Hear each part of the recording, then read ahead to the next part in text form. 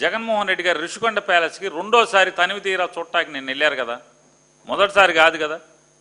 మరి మా ప్రభుత్వంలో అయితే బయట నుంచి ఆపేశారు, మీరు గుట్లెక్కి అది ఎక్కి ఇది ఎక్కి ఫోటోలు దిగి వచ్చేశారు. తర్వాత ప్రభుత్వంలోకి వచ్చాక వెళ్ళారు, మళ్ళీ నిన్న రెండోసారి వెళ్ళారు.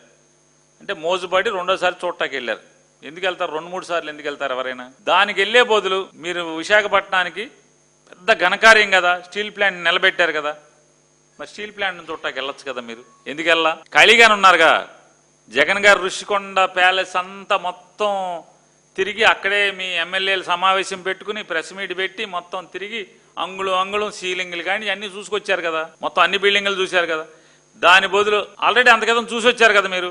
రెండోసారి దాన్ని మళ్ళీ చూసుకునే బదులు పవన్ కళ్యాణ్ గారు మీరు స్టీల్ ప్లాంట్కి వెళ్ళి మీరు ఎందుకు సందర్శించలేదు? మీ మొత్తం ఈ వేల మంది కార్మికుల మధ్య సంబరాలు చేసుకోవచ్చు కదా, గులాం జిమ్ముకోవచ్చు కదా. ఈ ప్లాంట్ నిలబెట్టాను, ఈ వైజాగ్ స్టీల్ ప్లాంట్ నేను నిలబెట్టానని చెప్పని ఫ్యాక్టరీ అంతా కలిదిరిగి ఆ వేల మంది ఉద్యోగస్తుల మధ్య వాళ్ళ మేళతాళాలు, వాళ్ళ చప్పట్లు, వాళ్ళ ఈలలు, వాళ్ళ కేకలు, ఆనందాల మధ్య మీరు ఆ అనుభూతి ఎంత గొప్పగా ఉండేది అక్కడ పొందొచ్చు కదా.